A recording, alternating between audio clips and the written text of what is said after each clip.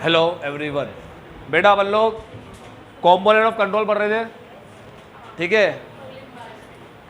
क्रिक match के नाम से मैंने देखा था कंट्रोल एनवायरनमेंट था, आर का मतलब रिस्क असेसमेंट था, आई का मतलब इंफॉर्मेशन सिस्टम था, कंट्रोल एक्टिविटीज था और एम का मतलब मॉनिटरिंग था, ठीक है। ये 5 चीज थी।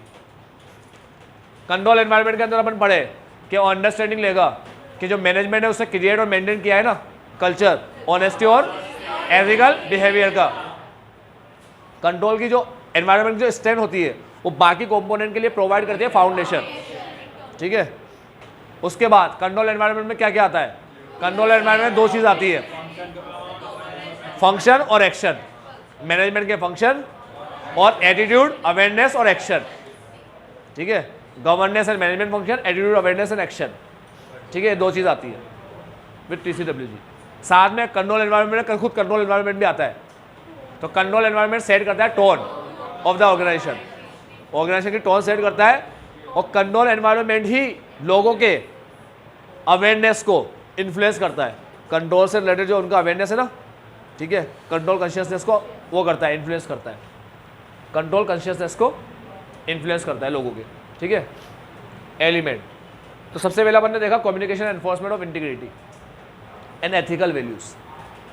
कम्युनिकेशन करना है और कम्युनिकेट करके मतलब लोगों को बताना भी है क्या, इंटीग्रिटी और एथिकल वैल्यूज बताना भी है और उनसे फॉलो भी करवाना है। ये दोनों ही काम करने हैं, ठीक है। बताना भी है, फॉलो भी करवाना है। तो उसके लिए अपन ने देखा सबसे पहले कि बनाने वाले कैसे होते हैं, ये बात कर रहा है यहाँ पर।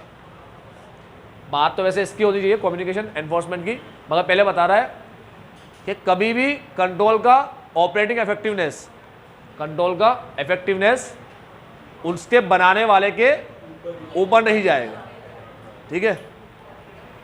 कैन नॉट राइज, ऊपर नहीं जाएगा above the integrity and ethical values of the people. उनको बनाने वाले के इंटीग्रिटी और एथिकल वैल्यू से ऊपर नहीं जाएगा। यानी कि सिंपल से दूसरी भाषा में अगर बोलूँ तो इंटीग्रिटी और एथिकल वैल्यू, लोगों की इंटीग्रिटी और एथिकल वैल्यू पे डिपेंड है क्या, इफेक्टिवनेस ऑफ कंट्रोल। किन लोगों की इंटीग्रिटी पे डिपेंड है? जिन लोगों ने उसको बनाया है। तो जिन लोगों ने कंट्रोल को बनाया है उन्हीं लोगों की इंटीग्रिटी और एथिकल वैल्यू पे डिपेंड होता है क्या, कंट्रोल का इफेक्टिवनेस, ठीक है। क्यों? क्योंकि ये जो इंटीग्रिटी और एथिकल बिहेवियर होता है लोगों के बीच में, वो प्रोडक्ट होता है एथिकल स्टैंडर्ड्स का, ठीक है। एंटिटी के एथिकल और बिहेवियरल स्टैंडर्ड का प्रोडक्ट होता है, ठीक। फिर अपन ने देखा कि कैसे वो लोग कम्युनिकेट करते हैं, कैसे वो लोग रीइंफोर्स करते हैं। पहला पॉइंट अपन ने एनफोर्समेंट में पढ़ा। एनफोर्समेंट कैसे करना है? एनफोर्समेंट में आता है कि वो एक्शन ले, मैनेजमेंट एक्शन ले टू एलिमिनेट और मिटिगेट करने का, ठीक है, इंसेंटिव को और टेम्पटेशन को। टेम्पटेशन पर समझते हो ना क्या होता है? हाँ। तो इंसेंटिव और टेम्पटेशन को एलिमिनेट और मिटिगेट करने के लिए क्या ले? मैनेजमेंट एक्शन ले। ये एनफोर्समेंट में आता है। लालच, डिजायर, ये टेम्पटेशन और इंसेंटिव ऐसी चीज है जो इंसान को गलत काम करने पे हाँ एंगेज करती है गलत काम में। That might prompt personal to engage in dishonest and illegal और अनएथिकल एक्ट में, ठीक है, एंगेज करती है। कम्युनिकेशन करें पॉलिसी का, कैसे कम्युनिकेशन करें? कम्युनिकेशन करने का तरीका बता रखा है, पॉलिसी स्टेटमेंट के थ्रू, कोड ऑफ कंडक्ट के थ्रू और एग्जाम्पल के थ्रू और बाय एग्जाम्पल, ठीक है।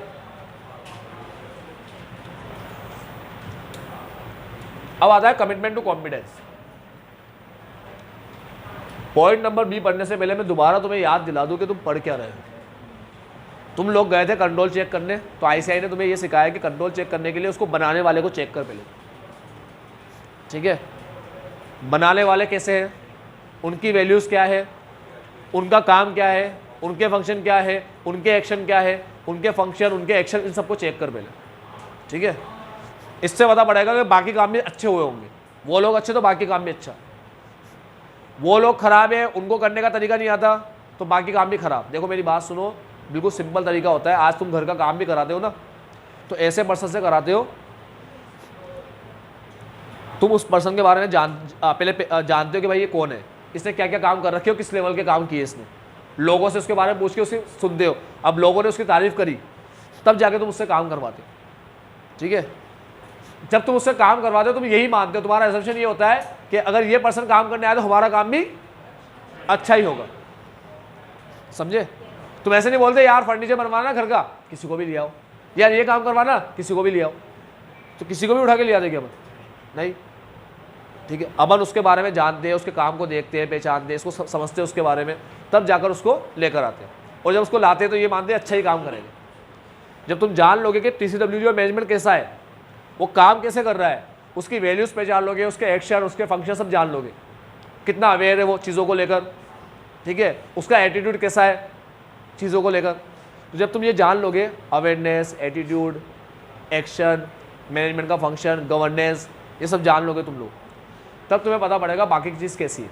अब ये जानने के लिए क्या जाना है अपन, देखो तुम्हें मैं पहले बोला ICI एक एक चीज़ बताएगा बच्चों की तरह। अब ये जानना है एक्शन फंक्शन, ठीक है, तो कौन कौन से एक्शन फंक्शन जानने हैं तुम्हें? पहला, कम्युनिकेशन कैसे करते हैं वो लोग, एनफोर्समेंट के लिए कैसे काम करते हैं, मतलब कैसे एनफोर्स करते हैं वो लोग, इसके लिए इंटीग्रिटी और एथिकल वैल्यूज़ के लिए।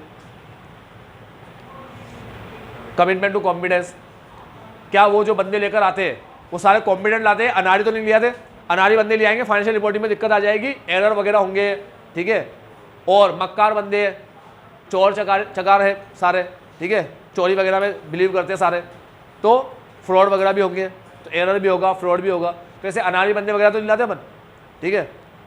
अब कमिटमेंट टू कॉम्पिटेंस, तो मैनेजमेंट कैसा है, क्या कॉम्पिटेंट के लिए कमिटमेंट है क्या, कमिटेड है क्या, ठीक है, कॉम्पिटेंस बंदों के लिए कमिटेड है क्या वो। Managements consideration of the competence level for particular job, अपनी लैंग्वेज में कुछ भी लिख सकते हो। क्या मैनेजमेंट पर्टिकुलर जॉब के लिए कॉम्पिटेंसी को ही कंसिडर करता है क्या कॉम्पिटेंसी चेक करके ही लाता है क्या जॉब में, समझ गए ना। And how those level translate into requisite skills and knowledge. चलो बाहर में जाना, पार्टिसिपेशन भाई, क्या TCWG पार्टिसिपेट कर रहा है क्या? अब पार्टिसिपेशन बहुत ध्यान से सुनना, किसमें पार्टिसिपेशन की बात चल रही है, ठीक है, पहले तो ये समझिए अपन। तो ऑर्गेनाइजेशन में जो फंक्शन हो रहे हैं उसमें TCWG कैसे पार्टिसिपेट कर रहा है, याद रखना। कभी कभी इंसान अपनी क्वालिटी से भी पार्टिसिपेट कर देता है, मतलब अपने घर में कभी, अपने घर में या अपनी पूरी फैमिली में कोई ऐसे पर्सन होते हैं जिसके अंदर क्वालिटी वो बहुत स्ट्रिक्ट वे में रहते हैं, मतलब रहते बहुत स्ट्रिक्ट तरीके से, ना ज़्यादा मस्ती मजाक उनको पसंद है, ऐसा स्ट्रिक्ट रहेंगे वो, ठीक है। तो क्या होगा कि जब वो ऐसे, चलो स्कूल की बात ले लो, स्कूल में कोई टीचर बहुत ज़्यादा स्ट्रिक्ट है या प्रिंसिपल बहुत स्ट्रिक्ट है, ठीक है, तो वो अपने क्वालिटी से ही पार्टिसिपेट कर देगा। वो अगर चल के आया ना कहीं से, वो चल के आ रहा है मान लो, और बच्चे मस्ती कर रहे हैं, तो उसे बोलना नहीं पड़ेगा तो मस्ती मत कर, ठीक है, उसका प्रेजेंस ही वो सारे गलत काम बंद करवा देगा। अगर पता पड़ा वह काम करने वाले टीचर वगैरह को कि जो प्रिंसिपल है ये बाहर जा रहे हैं 1 महीने के लिए, फिर मचेगा आतंक। जहाँ पता पड़ेगा वापस आ रहे हैं, उनका कदम रखते ही, स्कूल में कदम रखते ही, भले वो ऑफिस में बैठे, मगर खौफ इतना है कि ऑफिस में बैठे ना बच्चा कुछ कर रहा है ना टीचर कुछ कर रहा है, ठीक है, खौफ ही ऐसा है। तो पार्टिसिपेशन का तरीका देख लो, तुम्हारी क्वालिटी भी पार्टिसिपेट करती है, ठीक है, तुम्हारे अंदर की क्वालिटी भी पार्टिसिपेट करती है।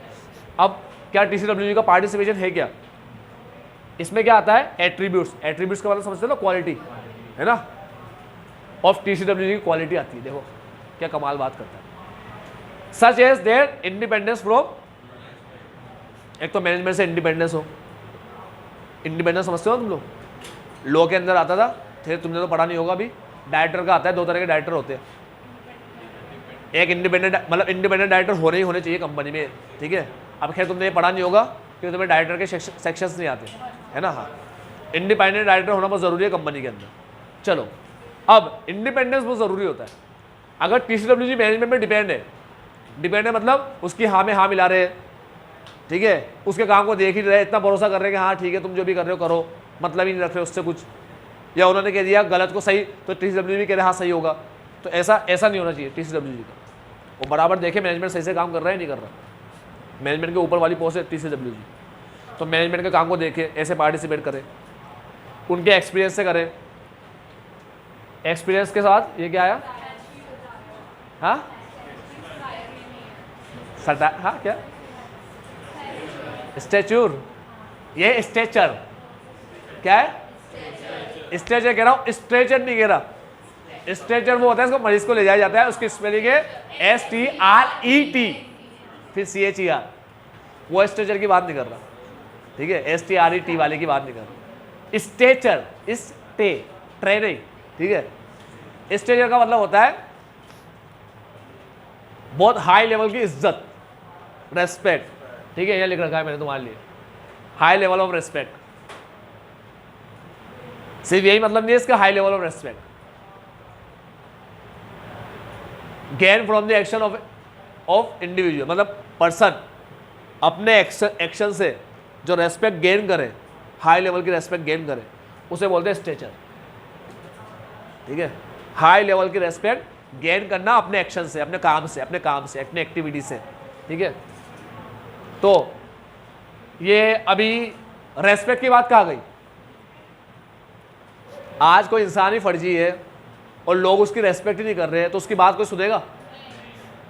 और आज तुम किसी को बहुत रेस्पेक्ट करते हो, सर मैं इनकी बहुत इज्जत करता हूँ, ये कुछ भी बोल देगा ना सर मैं इनकी बात मानता हूँ, ठीक है, मेरे दिल में इनके लिए बहुत इज्जत है, बहुत रेस्पेक्ट है, मैं इनको कभी मना नहीं कर सकता। तो ऐसा कोई पर्सन तुम्हें कहे कि यार तुम बराबर पढ़ाई लिखाई करो, तुम बोलोगे आपने कह दिया अब तो पढ़ूंगा, क्योंकि आपने कह दिया, ठीक है, आपकी मैं बहुत इज्जत करता हूँ, आपके लिए मैं कुछ भी कर सकता हूँ। इज्जत होगी जब कहीं पे किसी पर्सन की, तो उसकी बात सुनाई में आएगी नहीं आएगी, वो कुछ बोलेगा तो लोग सुनेंगे उसकी बात, ध्यान देंगे। अब मेरी बात सुनो, बात का असर किसी के ऊपर तब ज्यादा पड़ता है जब सामने वाला उसकी इज्जत बहुत ज्यादा कर रहा है, सिंपल बात है ना। तो आज TCWG की बहुत ज्यादा इज्जत हो रही है, इज्जत बहुत करते लोग, तो उसकी बात का असर पड़ेगा नहीं पड़ेगा, हाँ, इज्जत ही नहीं है तो कहां से असर पड़ेगा, समझे बात। तो स्टेजर एक्सपीरियंस बंदा, कितने एक्सपीरियंस बंदे वो, स्टेजर देखो उनका, and extent of their involvement, कितना इन्वॉल्व हो रहे वो किसी भी चीज में, हो भी रहे नहीं हो रहे या ऐसे छोड़ दिया उन लोगों ने। एंड द स्क्रूटनी ऑफ, उसका इन्वॉल्वमेंट देखो, और स्क्रूटनी ऑफ एक्टिविटीज देखो, क्या एक्टिविटी को स्क्रूटनी करते हैं क्या, स्क्रूटनी का मतलब होता है डिटेल चेक, ठीक है।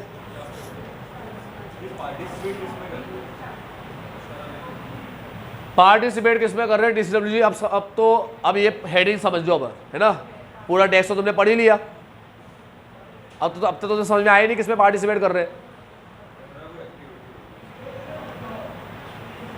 अरे भाई एक बिजनेस में TCWG का पार्टिसिपेशन है नहीं है, या लावार्स के साथ छोड़ रखा है उन लोगों ने, क्या कंपनी के अंदर बोर्ड ऑफ डायरेक्टर ध्यान दे रहे हैं नहीं दे रहे, वो जो बड़ी बड़ी पोस्ट लेकर बैठे सारे लोग, वो ध्यान दे रहे हैं क्या बिजनेस पे, या ऐसे लावार्स के साथ छोड़ दिया, जाओ मैनेजमेंट वगैरह तुम जो भी काम करना है करो वर्करों से, समझे, उनको ध्यान देना चाहिए ना।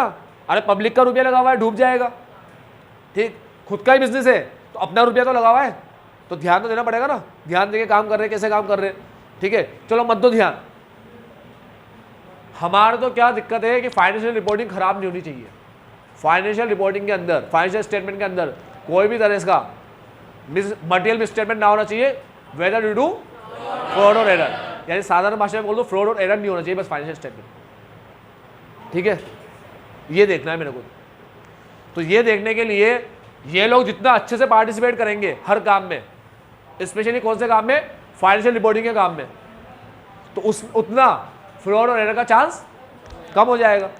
तो ये पार्टिसिपेट कर रहे हैं अपनी क्वालिटीज से, such as independence from management, management से इंडिपेंडेंट है ये, ठीक है, मैनेजमेंट की हर बात में हाँ में हाँ नहीं मिलाते, इनका एक्सपीरियंस, इनका स्ट्रेचर ऐसा है, ठीक है, ये एक्सपीरियंस लोग है, इनका स्ट्रेचर चेक कर लो कैसा है, एक्सपीरियंस है या नहीं है, स्ट्रेचर, एक्सटर्नल इन्वॉल्वमेंट कितना इन्वॉल्व हो रहे हैं हर काम के अंदर, और स्क्रूटनी ऑफ एक्टिविटी की स्क्रूटनी करते या नहीं करते, किसी भी एक्टिविटी को अच्छे से चेक करते या नहीं करते, बराबर किसी काम को डिटेल में देखते या नहीं देखते, ये चेक कर लो, ठीक है।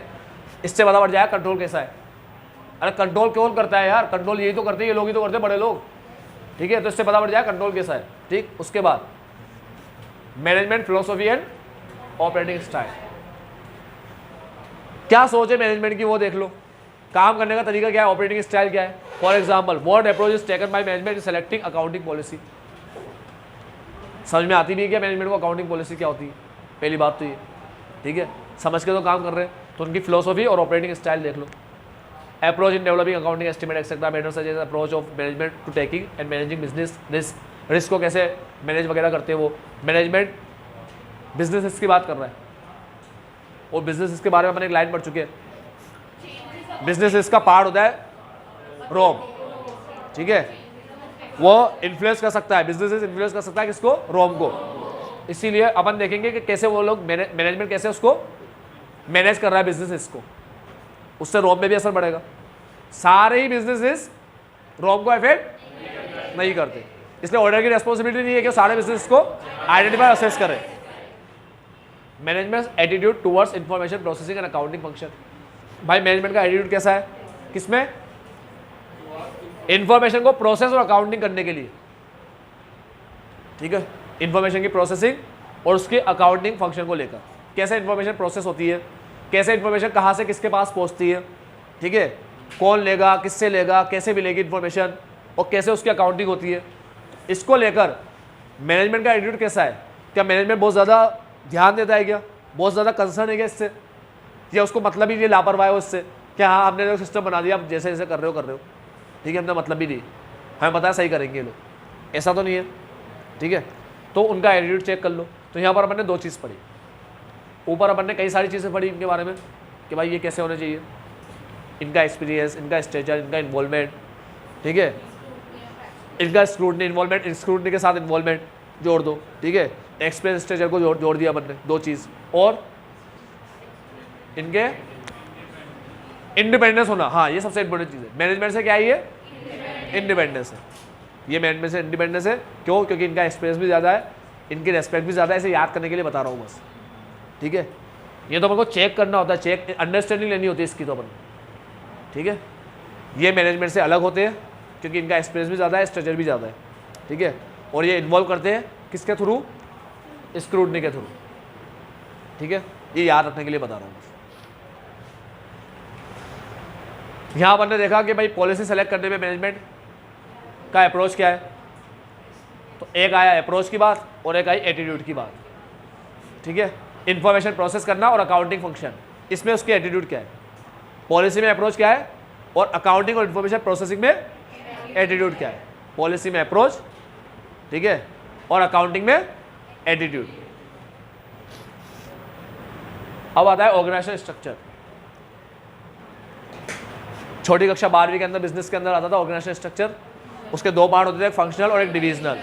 ऑर्गेनाइजेशन स्ट्रक्चर का मीनिंग होता था कि फ्रेमवर्क विद इन विच मैनेजिंग और ऑपरेटिंग टास्क आर परफॉर्म, ठीक है। स्ट्रक्चर फ्रेमवर्क को बोलते हैं, फ्रेमवर्क, एक फ्रेमवर्क बनाते हैं अपन।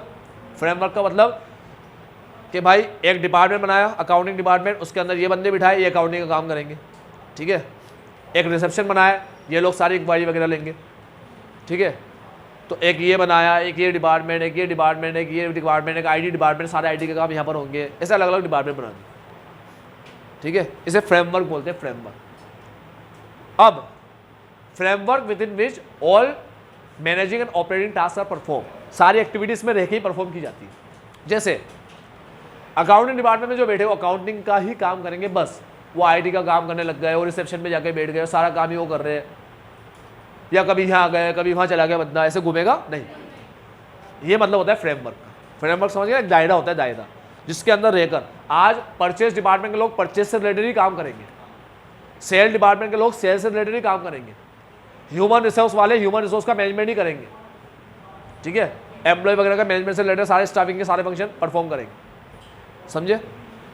प्लानिंग डिपार्टमेंट के लोग सारे प्लानिंग से रिलेटेड काम करेंगे, सारी प्लानिंग वही लोग वो लोग ही करेंगे, ऐसा होता है, ठीक है। तो अब स्ट्रक्चर की बात कर लें, तो पहले मीनिंग बता रहा है, मीनिंग कि भाई फ्रेमवर्क विद इन विच, याद रखना ऑर्गेनाइजेशन स्ट्रक्चर को फ्रेमवर्क बोलते हैं, फ्रेमवर्क जिसमें रहकर काम किया जाता है, समझ गए ना, पक्का। फ्रेमवर्क समझते हो ना, फ्रेमवर्क क्या होता है, हाँ ढांचा, स्ट्रक्चर, ठीक है। एक दायरा होता है फ्रेमवर्क, दायरा जिसमें रहकर तुम्हें काम करना है, ठीक है, जिससे बाहर निकल परचेस वाला परचेस से रिलेटेड ही काम करेगा, बस उसके अलावा दूसरा कोई काम नहीं करेगा। Framework within which an entities activity for achieving its objective are plan. Framework जिसमें रहकर एंटिटी की जो एक्टिविटी है वो प्लान भी होती है, एग्जीक्यूट भी होती है, कंट्रोल और रिव्यू, ठीक है। प्लानिंग आएगा तो कंट्रोलिंग तो आएगा ही आएगा, ठीक है। तो plan, executed, control and review, ठीक है, फॉर अचीविंग ऑब्जेक्टिव। तो फ्रेमवर्क जिसमें रहकर एंटिटी की जो एक्टिविटी है वो प्लान भी होती है, एग्जीक्यूट भी होती है, या तो वैसे लिख दो framework within which entities activity are perform, अगर शॉर्ट में लिखना है, ठीक है, या entities activity are plan, executed, control and review. फिर लिखा है आगे कुछ बात लिखी है, वापस आते हैं 12th क्लास के चैप्टर ऑर्गेनाइजिंग के ऊपर। ऑर्गेनाइजिंग में था कि ऑर्गेनाइजिंग क्या करता है, ऑथोरिटी रेस्पॉन्सिबिलिटी रिलेशनशिप को एस्टेब्लिश करता है और रिपोर्टिंग रिलेशनशिप को क्लैरिफाई करता है या एस्टेब्लिश करता है। ऑर्गेनाइजिंग चैप्टर में पढ़ा था कि ऑथोरिटी रेस्पॉन्सिबिलिटी रिलेशनशिप को क्लियर करता है, क्लैरिफाई करता है और रिपोर्टिंग रिलेशनशिप एस्टेब्लिश करता है। वही बात लिखी हुई है हम, कंसिडरिंग की areas of authority responsibility and appropriate lines of reporting. मतलब क्या, ऑथोरिटी इतनी दो कि रेस्पॉन्सिबिलिटी पूरी हो जाए, यानी ऑथोरिटी रेस्पॉन्सिबिलिटी में बैलेंस होना चाहिए, फेयर का प्रिंसिपल है। ऑथोरिटी इतनी मत दे दो, ज़्यादा मत दे दो कि मिसयूज हो, मिसयूज में फ्रॉड भी आता है ना। तू जा हम देख लेंगे, उसने कहा नहीं मेरा काम है लोग वगैरह का, ना तू जा हम देख लेंगे, बोल दिया ना अभी तेरा काम नहीं, भी जा, बॉस ने भेज दिया, पैसे गायब हो रहे, तो इतनी मत दो अथॉरिटी के मिसयूज हो, और इतनी कम भी मत दो कि रेस्पॉन्सिबिलिटी पूरी नहीं कर पाए, वो काम ही ढंग से नहीं कर पा रहा, एरर आ रहे हैं वहाँ पर, समझ रहे हो तुम लोग। तो ये कह रहा है इसको कंसिडर करना चाहिए अपन को, की एरियाज को ऑफ अथॉरिटी रेस्पॉन्सिबिलिटी, ये की एरियाज है अथॉरिटी रेस्पॉन्सिबिलिटी। बता दो अथॉरिटी क्या क्या है किसके पास, ठीक है, ऑथोराइज पर्सन कौन कौन है, ठीक है, and appropriate lines of reporting. याद रखना सेग्रीगेशन ऑफ ड्यूटी में ऑथोराइज पर्सन भी बनाते हैं अपन। एक पर्सन ऑथोराइज होता है कि भाई ये ऑथोराइज करेगा, एक पर्सन के पास ऑथोरिटी होती है कि कोई भी ट्रांजेक्शन को ऑथोराइज ये करेगा, इसके साइन से ऑथोराइज होंगे, ठीक है, 1 लाख के ऊपर के पेमेंट को ये ऑथोराइज करेगा, ऑथोराइज मतलब ये परमिशन देगा, ठीक है। सेग्रीगेशन ड्यूटी पे पढ़ते हैं अपन, और सेग्रीगेशन ड्यूटी एक तरह का क्या है, इंटरनल कंट्रोल।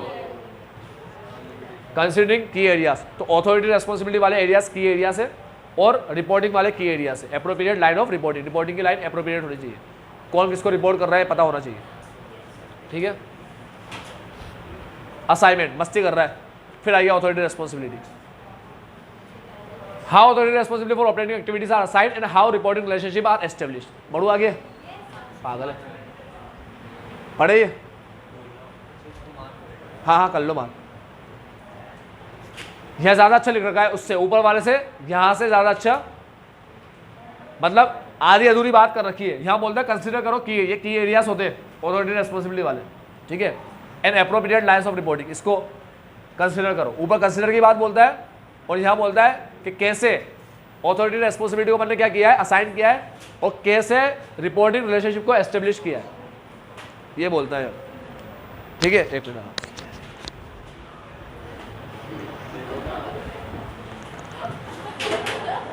देख लिया मैंने।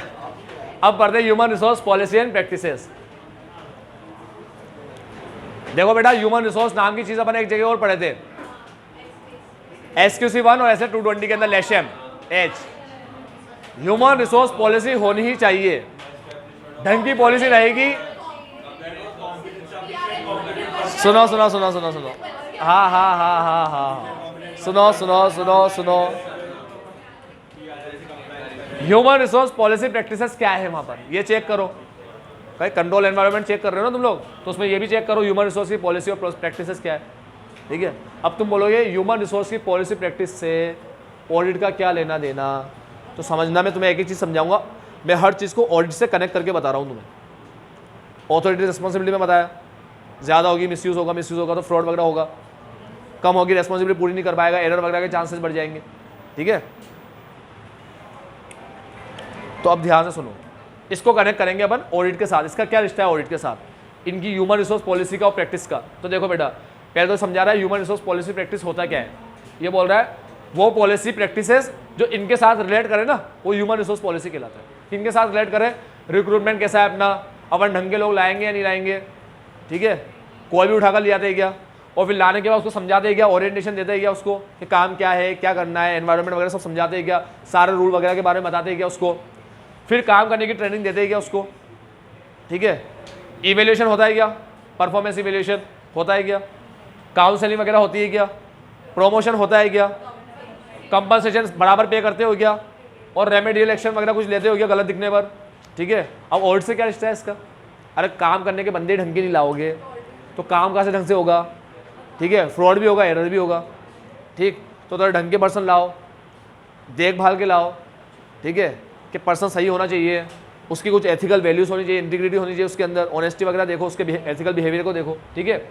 साथ में उसको काम करने की ट्रेनिंग दो ताकि ढंग से काम करे, बिगाड़े ना काम, specially in case of personal engage in financial reporting, ठीक है। फाइनेंशियल रिपोर्टिंग वर्क के अंदर जो पर्सन एंगेज है, स्पेशली उन लोगों की बात भी चल रही है, ठीक है। स्पेशली उन लोगों के लिए तो होना ही चाहिए कुछ ना कुछ, क्योंकि वो पूरा वर्क खराब कर देंगे हमारा, ठीक है। साथ में दूसरे पर्सन के साथ भी ऐसा ही होना चाहिए, इससे फ्रॉड के चांसेस कम हो जाएंगे। इवेल्यूशन होना चाहिए, काउंसलिंग होना चाहिए, प्रमोशन होना चाहिए, ठीक है। कम से सही पे करो ताकि लालच में आके कुछ चुरा बुरा के ना ले जाए वो, कि अच्छा पैसा नहीं दे रहा ये ले जाएंगे, ठीक है। एंड रेमेडियल एक्शन लो उसके लिए। फिर बोलता है for example standard for recruiting the most qualified individual with emphasis on education background. देखो सब देख करके अपन ले रहे हैं, तो एम्फेसिस किस पे रखो, मोस्ट क्वालिफाइड इंडिविजुअल्स, जो अच्छे क्वालिफाइड लोग हो ना उसको लेकर आओ।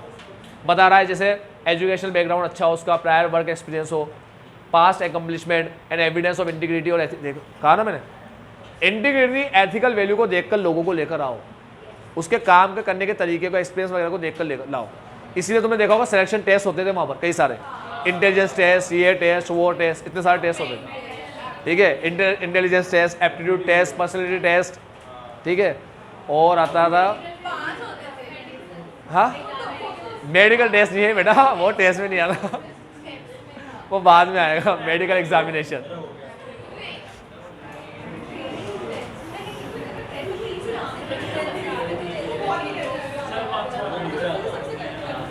Demonstrate an entity's commitment to competent and trustworthy people. Standard for recruiting the most qualified individuals. Demonstrate an entity's commitment to competent.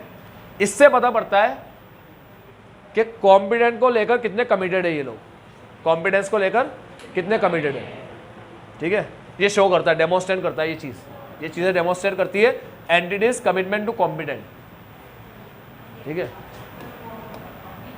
Commitment to competent, commitment to competent, commitment to competent. ये हो गए अपने 7 point. TCWG management के साथ communicate करके उनको बोलता है कि ऐसे बंदे लाओ, अच्छे बंदों की टीम से ऑर्गेनाइजेशन स्ट्रक्चर को बनाओ। TCWG मैनेजमेंट के साथ कम्युनिकेट करके उनको बोलता है कि कॉम्पिटेंट बंदों का ऑर्गेनाइजेशन स्ट्रक्चर बनाओ। TCWG कम्युनिकेट करता है मैनेजमेंट के साथ कि कॉम्पिटेंट बंदों का ऑर्गेनाइजेशन स्ट्रक्चर बनाओ। TCWG मैनेजमेंट के साथ कम्युनिकेट करके उनको बोलता है कि कॉम्पिटेंट बंदों का ऑर्गेनाइजेशन स्ट्रक्चर बनाओ, कॉम्पिटेंट इंडिविजुअल्स का, कॉम्पिटेंट ह्यूमन रिसोर्सेज का ऑर्गेनाइजेशन स्ट्रक्चर बनाओ। हो गए 5। अब 2 पॉइंट से 2 पॉइंट निकालेंगे तो 7 हो जाएंगे, ठीक है। जैसे कमिटमेंट टू कॉम्पिटेंस और human resource policy and practices. Competent human organisation structure बनाओ, कॉम्पिटेंट बंदों का ऑर्गेनाइजेशन स्ट्रक्चर बनाओ, ठीक है।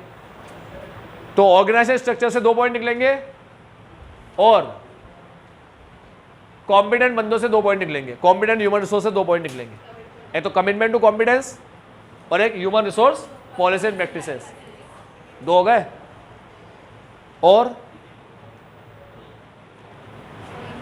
TCWG मैनेजमेंट के साथ कम्युनिकेट करके बोलता है कि कॉम्पिटेंट लोगों का ऑर्गेनाइजेशन स्ट्रक्चर बनाओ। तो एक पॉइंट ऑर्गेनाइजेशन स्ट्रक्चर और दूसरा पॉइंट ऑथोरिटी रेस्पॉन्सिबिलिटी असाइनमेंट, ठीक है। ऑथोरिटी रेस्पॉन्सिबिलिटी का असाइनमेंट। तो ये 2 पॉइंट, ये मैंने कहा ना ये एक ही पॉइंट है, ये तो एक ही है, E और F, और ये B और G एक ही है, B और G। ये आ गया कमिटमेंट टू कॉम्पिटेंट। तो इससे अपन 2 पॉइंट निकाल लेंगे, एक कमिटमेंट से 1 पॉइंट निकालेंगे और एक ऑर्गेनाइजेशन स्ट्रक्चर से निकालेंगे assignment of authority and responsibility. ये हो गए 7 point. TCWG, participation with TCWG, management के साथ, मैनेजमेंट के साथ का है हमारा management philosophy and operating style. TCWG का पार्टिसिपेशन, मैनेजमेंट की फिलोसॉफी और ऑपरेटिंग स्टाइल, ठीक है। मैनेजमेंट के साथ कम्युनिकेट करके, communication and enforcement of integrity and ethical value, management के साथ कम्युनिकेट करके बोलता है कि कॉम्पिटेंट बंदों का, कमिटमेंट टू कॉम्पिटेंस, ठीक है, कॉम्पिटेंट ह्यूमन रिसोर्स का, human resource policy and practices का ऑर्गेनाइजेशन स्ट्रक्चर बनाओ। ऑर्गेनाइजेशन स्ट्रक्चर के अंदर आता था assignment of authority and responsibility, ठीक है। तो TCWG, participation of TCWG, management के साथ मैनेजमेंट फिलोसॉफी और ऑपरेटिंग स्टाइल, कम्युनिकेट करके, communication enforcement of integrity and ethical value, communicate करके बोलता है कि कॉम्पिटेंट बंदों का, कॉम्पिटेंट ह्यूमन रिसोर्स का, commitment to competence, human resource policy and practices, organisation structure बनाओ, ऑथोरिटी एंड रेस्पॉन्सिबिलिटी का असाइनमेंट, ठीक है।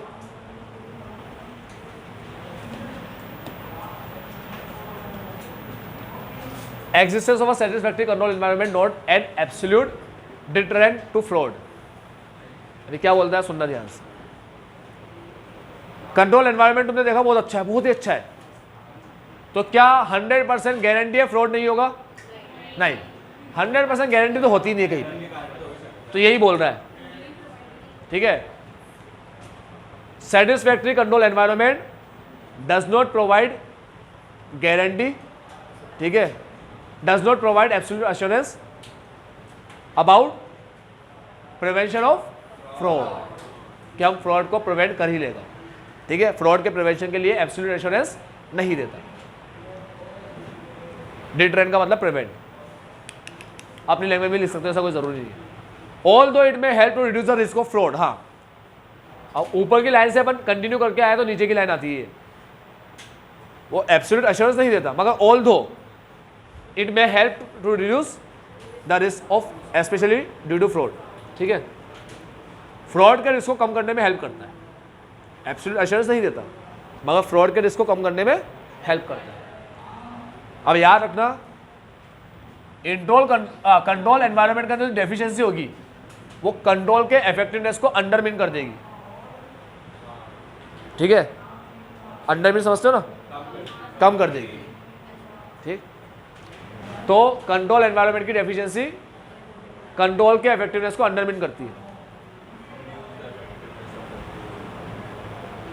अंडरमाइन नहीं होता। In particular in relation to fraud, ठीक। यानी कि अगर तुम्हें दूसरी भाषा में लिखना हो तो डेफिशिएंसी इन कंट्रोल एनवायरनमेंट, फिर बता रहा हूं, deficiency in control environment give rise the risk of material misstatement specially due to fraud, ऐसे भी लिख सकते हो। रिस्क को बढ़ाएगा। कंट्रोल एनवायरनमेंट की डेफिशिएंसी कंट्रोल रिस्क को बढ़ाती है, इंक्रीज करती है। Increase the risk of deficiency in control environment increase the risk of material misstatement specially due to fraud.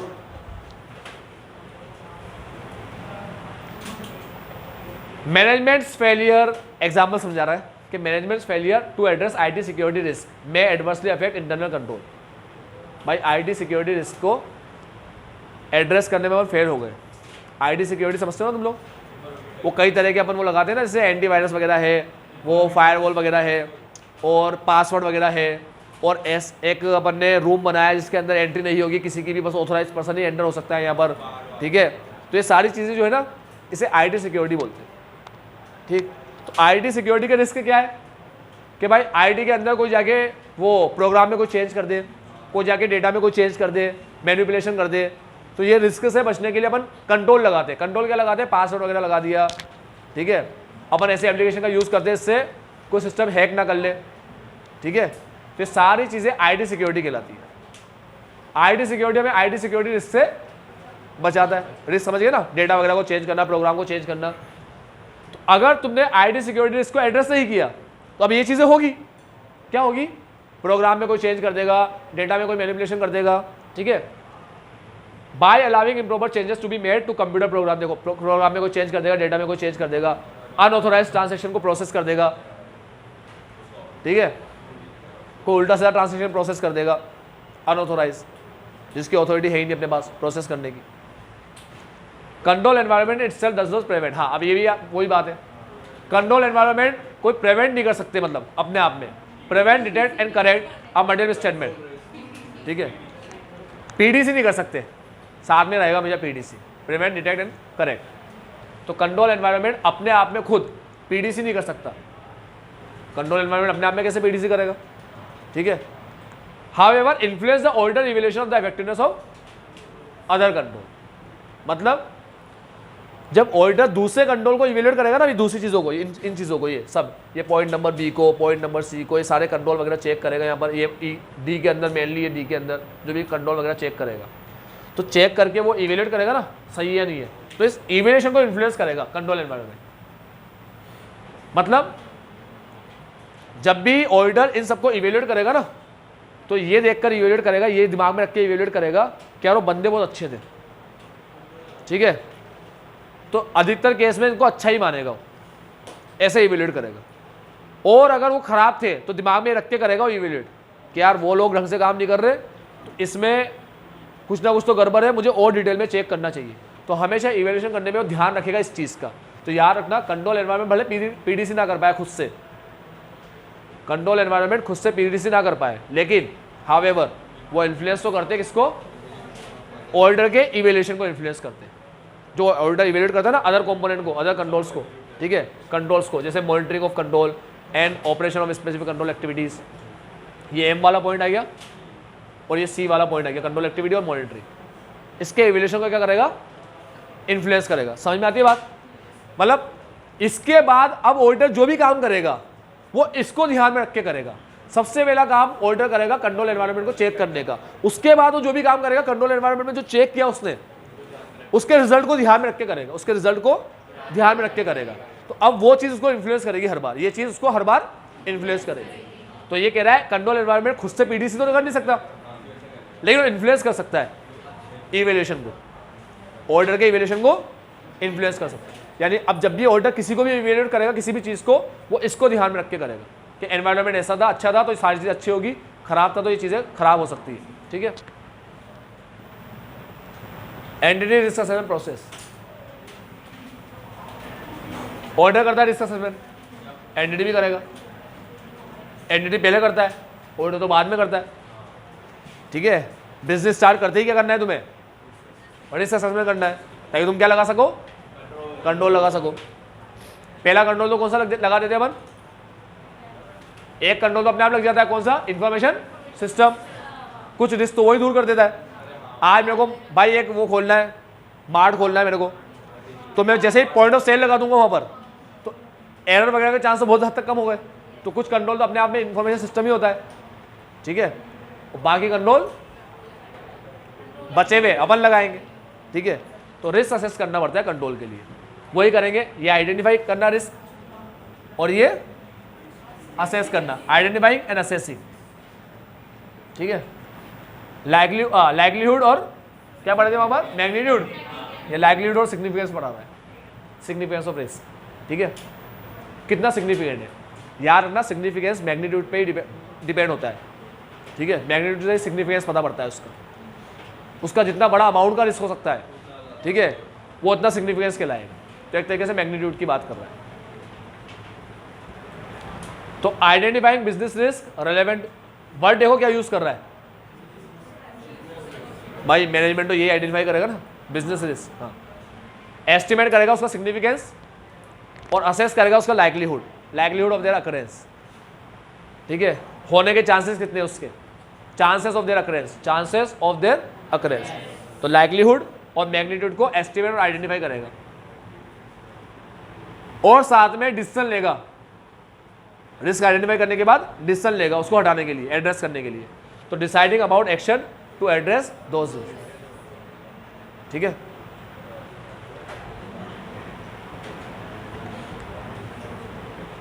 तुम लोग ऐसे भी लिख सकते हो, decision taken to address those risk, ठीक है, decision about action to address those risk, ठीक है। इसके बाद बोलता है risk can arise or change due to factors मस्ती कर रहा है, पहले ही पढ़ चुके, इनकी वजह से रिस्क होता है भाई साहब। ऊपर पढ़ चुके, बिजनेस रिस्क दो चीज़ की वजह से होता है, एक चेंज और एक कॉम्प्लेक्सिटी, है ना। इंटरनल कंट्रोल वेरी करता है दो चीज़ की वजह से, एक साइज और एक कॉम्प्लेक्सिटी, है ना। अब चेंज पढ़ लिया ऊपर, तो ये क्या है, ये न्यू टेक्नोलॉजी आना क्या है, चेंज ही तो है। 4G 5G पढ़ा दिया था ना, न्यू बिजनेस मॉडल, कोई नया बिजनेस मॉडल आ गया, नया प्रोडक्ट आ गया, नई एक्टिविटी आ गई, तुम्हारे बिजनेस की वाट लगती जा रही है, ठीक है। तो चेंजेस है, सारे चेंजेस, नई नई चीज़ों के आना क्या होता है, मार्केट में नई नई चीज़ों का आना चेंजेस होता है। आज भाई पढ़ाने का कोई नया तरीका लेकर आ जाए कल से कि भाई हम ऐसे पढ़ा रहे हैं, तो मेरे लिए तो रिस्क है ना फिर वो, ठीक है। फिर या तो मेरे को भी वो चेंज अपने बिजनेस में अप्लाई करना पड़ेगा, वो नया टेक्निक नई टेक्नोलॉजी अप्लाई करनी पड़ेगी। मैं नहीं कर पाया तो मैं सर्वाइव नहीं कर पाऊंगा, ठीक है। सारे बच्चे वहाँ चले जाएंगे फिर पढ़ने के लिए, ज़्यादा अच्छी टेक्निक लेकर आएगा तो ये सब रिस्क होता है। रिस्क, हर बदलने वाली चीज़ रिस्क होती है, हर नई आने वाली चीज़ बिजनेस के लिए रिस्क होती है। कोई भी चीज़ नई आती है तो बिजनेस को पुराना बनाती है। कोई चीज़ पुरानी कब बनेगी, सिंपल सी बात है, जब नई आए, आनी चाहिए नई चीज़। जैसे गाड़ी है, घर में मोबाइल वगैरह है, सब नए नए आनी चाहिए, टीवी वगैरह है, ठीक है, कंप्यूटर सिस्टम, ये सब नए आने चाहिए घर में। बस new technology, new business model, product और activities, changes in operating environment, operating environment को चेंज आना, एक्सेट्रा। सिंपल सी बात है, भाषा है यार, ऊपर 10 बार पढ़ चुके हैं। Whether the entity process appropriate is a matter of judgement. पहले तो याद है क्या बता रहा है, पहले बता रहा है भाई इसके बारे में अंडरस्टैंडिंग लेनी है कि इसका कोई प्रोसेस है क्या, रिस्क असेसमेंट का कोई प्रोसेस है क्या, पहले तो ये देख लो, ठीक।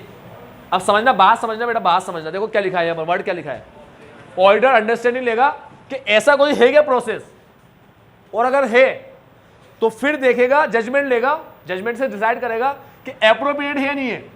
अरे पहले प्रोसेस तो हो, फिर एप्रोप्रिएट चेक करेंगे, ठीक है। जो है ही नहीं हो, एप्रोप्रिएट कहाँ से होगा, आई बात समझ में। तो यहां बोल रहा है पहले देखो ये प्रोसेस है क्या, फिर यहां बोल रहा है जजमेंट अप्लाई करके देखो वो एप्रोप्रिएट है क्या।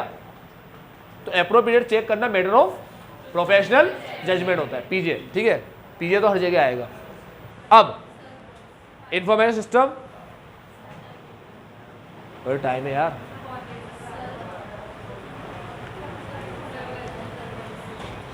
बस पक्का ये ना पढ़ो।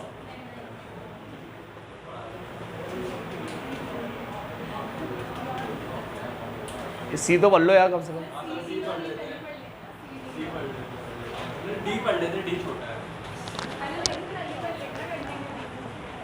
चलो आज के लिए इतना ही, bye take care, have a nice day, आपका दिन मंगल।